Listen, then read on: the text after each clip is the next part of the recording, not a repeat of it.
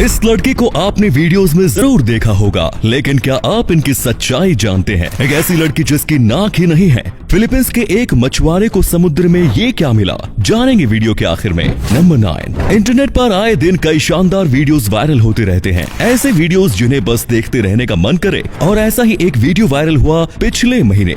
इस वीडियो में आप एक लड़की को रोटी बनाते देख सकते हैं। आम सी दिख रही इस लड़की की स्माइल और खूबसूरती ने मानो सबको अपना गुलाम बना लिया। पर इस वीडियो के अलावा इस लड़की के बारे में और कोई जानकारी अवेलेबल नहीं है। पर हाल ही में इस लड़की के बारे में कई जानकारियां सामने आई। वीडियो में दिख रही लड़की पाकिस्तान की सिंध प्रोविंस की रहने वाली है। 15 साल की इस लड़की का नाम है अमीना रियाज, जो कि पाकिस्तान के एक घुमंतू परिवार से आती है। अमीना के ये वीडियोस उनके एक पड़ोसी लड़के ने इंटरनेट पर साझा किए थे और अब उनके नाम पर बने इस अकाउंट को 3 लाख से भी ज्यादा लोग फॉलो करते हैं। नंबर 8। क्या आप अपनी लाइफ को बिना अपनी नाक के इमेजिन कर सकते हैं? आप में से ज्यादातर लोगों का जवाब ना ही होगा। इसीलिए आज हम आपको मिलवाने जा रहे हैं टेसा इवांस से। आयरलैंड के मेघेरा में जन्मी टेसा एक रेयर मेडिकल कंडीशन के साथ पैदा हुई, जिसे कॉन्गेनिटल एरीनिया के नाम से जाना जाता है। इस कंडीशन के शिकार बच्चों को स्मेल नहीं आती और ना ही उनके पास साइनस कैविटीज होती है। टेसा की भी नाक नहीं है। टेसा अभी तक कई तरीके की सर्जरीज करवा चुकी है, जिसमें उनकी आर्टिफिशियल नोज इम्प्लांट की गई, पर कोई भी सर्जरी सक्सेसफुल नहीं रही।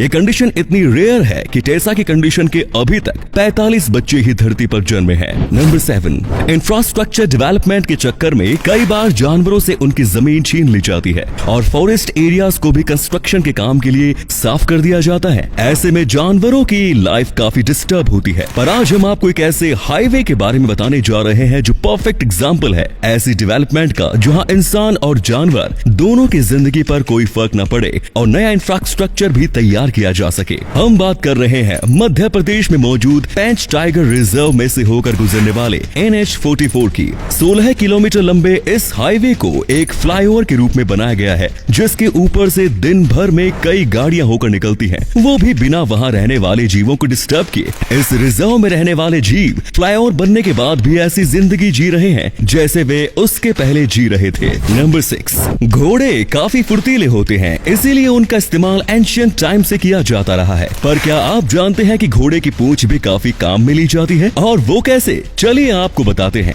घोड़े की पूंछ के बाल की ड्यूरेबिलिटी काफी ज्यादा होती है, इसीलिए वायोलिन की बॉ बनाने के लिए घोड़ों में बालों का इस्तेमाल किया जाता है। एक बो में 150 से 180 तक बाल उगते हैं, जिन्हें वायोलिन के तारों पर रगड़कर एक खूबसूरत धुन बजाई जाती है। साथ ही घोड़ों के बालों को गहने बनाने उनमें भी इस्तेमाल किया जाता है, जहाँ वे गहनों को पिरोने वाले धागे का काम करते हैं। नंबर 5। इंसानों द्वारा बनाई गई कई चीजें इतनी अनोखी होती है कि एक बार के लिए देखने वालों का दिमाग ही सन्न हो जाए, और इसका परफेक्ट एग्जाम्पल है चाइना का ये ब्रिज। चाइना के चांगशा में मौजूद इस ब्रिज का नाम है लकी नॉट ब्रिज, जिसे एक बार देखने पर समझ ही नहीं आता कि ये कोई ब्रिज है या फिर कोई इल्यूजन। इस ब्रिज को 3 ब्रिजेस को मिलाकर बनाया गया है, जिसकी सबसे मजेदार बात यह है कि इसका ना कोई एंड है और ना ही कोई बिगनिंग। इस ब्रिज को ड्रैगन किंग हार्बर रिवर के ऊपर बनाया गया है, जिसकी लंबाई है 185 मीटर। इस ब्रिज को अक्टूबर 2016 में बनाकर तैयार किया गया था, जिसे एम्स्टर्डम बेस्ड नेक्स्ट आर्किटेक्ट्स ने डिजाइन किया। नंबर 4। पेंसिल का लिखा मिटाने के लिए इरेजर का इस्तेमाल किया जाता है, पर जब पेंसिल की खोज नहीं हुई थी तब कारकोल के स्टिक को लिखने और पेंटिंग बनाने में इस्तेमाल करते थे।